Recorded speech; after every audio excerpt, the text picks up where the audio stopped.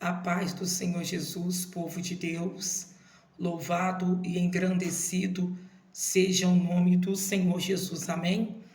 Eu vou deixar uma palavra, 1 Reis, capítulo 20, versículo 28. E chegou o homem de Deus e falou ao rei de Israel e disse: Assim diz o Senhor, porquanto os sírios disseram, o Senhor é Deus dos montes e não Deus dos vales. Toda esta grande multidão entregarei nas tuas mãos, para que saibais que eu sou o Senhor. Amém? O que o Senhor lhe traz nessa palavra é que Deus, Ele é Deus em todo lugar. Deus, Ele é Deus nos meus dias bons e Ele é o Deus, aleluias, nos dias de adversidades. Ele é Deus em toda e qualquer situação.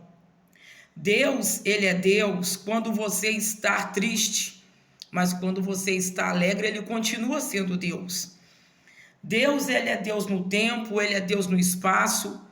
Deus é Deus presente. Deus, aleluias, é Deus no passado e também no futuro. Ele não foi, igreja. Ele é.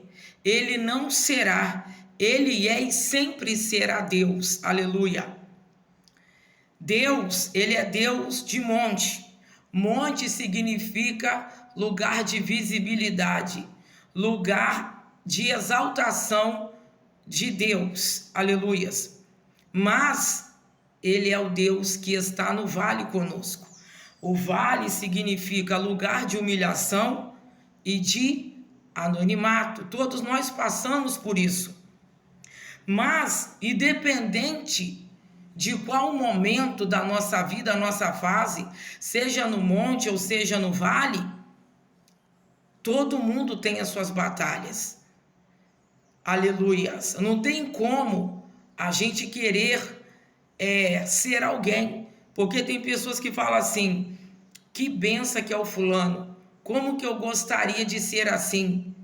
É porque a percepção que ele tem é que a pessoa, ela vive no mar de rosa, não tem problemas, só sombra e água fresca.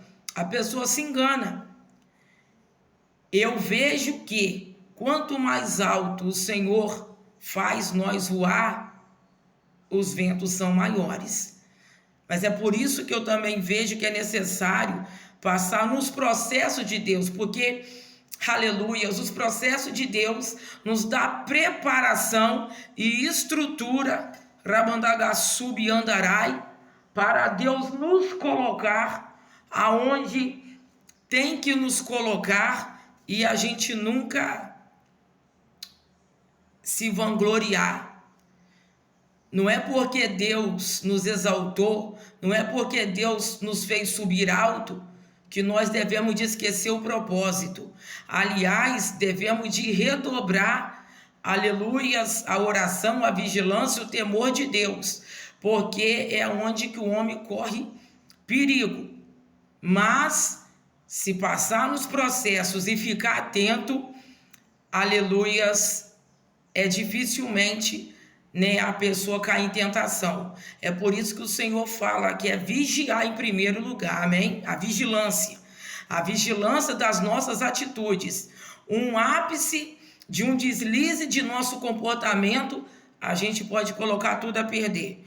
E esse texto, ele está no momento marcante da história de Israel. A nação foi dividida em dois reinos. O reino de Israel, que é o reino norte chamado de Israel e o reino sul chamado de Judá. A capital do sul era Jerusalém e a capital do norte era Samaria. Nesse tempo, quem reinava, meus irmãos, era Acabe. E o rei da Síria mandou uma mensagem mal criada para ele, falando que o tesouro particular, que era dele, que era para mandar as mulheres do rei, os filhos. E o que acontece? Acabe, ele disse que daria.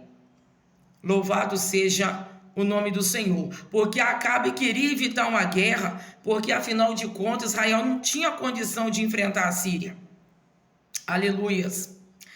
Mas é o que acontece? Mas Haddad, mesmo Acabe cedendo, ele não dá por satisfeito. Ele fala assim: olha, nessa mesma hora, amanhã, eu e os meus homens, nós vamos entrar aí, olha que ousadia do inimigo, em Samaria, em Israel, e irão de casa em casa e de fazenda em fazenda. Tipo assim, nada vai me escapar, né? Então, a lição que a gente aprende aqui, nós não devemos de fazer concessões, nós não devemos de tentar intermediar com o nosso inimigo, porque o inimigo, ele é inimigo, ele é traiçoeiro, e o Senhor fala: não ignoreis os ardis do adversário. O inimigo, ele faz o papel dele, que é matar e roubar, destruir. Então, talvez a pessoa esteja falando assim: eu não vou entrar na posição, no querer de Deus, aonde o Senhor quer, porque eu vou ser mais atacada. Mas sabe de uma coisa, se você ficar passiva com o inimigo, ele vai só ganhar terreno, a situação vai ficar pior, porque cada vez mais ele vai ganhar força na nossa vida. Então, concessão com o inimigo não. Então, louvado seja o nome do Senhor. Então o inimigo, ele pede, ele afronta, ele quer botar a banca, ele quer nos fragilizar. Mas Acabe, ele prepara um exército e se prepara para a batalha. E Deus gosta de crente corajoso, como Gideão: vai nessa tua força que eu sou contigo, varão valoroso. E o Senhor logo enviou o profeta e falou: olha, pode ir à peleja, porque eu vou te dar vitória. E 32 nações. E a Bíblia diz que Israel prevaleceu, porque o Senhor estava com Israel. Então, nós devemos se fortalecer no Senhor, se organizar, fazer a nossa parte, porque o Senhor nos dará vitória se nós fizermos a nossa parte. Vestir as armaduras, orar, jejuar, santificar, porque amanhã o Senhor vai fazer maravilhas. Então, eles pensaram assim: eles ganharam porque o Deus deles é dos montes, mas agora nós vamos atacar no vale. E o que acontece, para resumir? Senão o vídeo vai ficar muito grande, irmãos. O que acontece? Acabe vai de novo. E o Senhor envia o profeta e fala: pode ir, porque outra vez vocês vão prevalecer. Louvado seja o nome do Senhor. Outra lição: o diabo, ele muda de estratégia. Quando ele vê que você está vencendo de um lado, ele vai mudar a estratégia. Então, fique atento a isso. Então, o que acontece? Eles prevaleceram. Por quê? Porque o Senhor estava adiante nessa peleja, quebrando o arco, cortando a lança, jogando por terra os ferrolhos, as portas de bronze.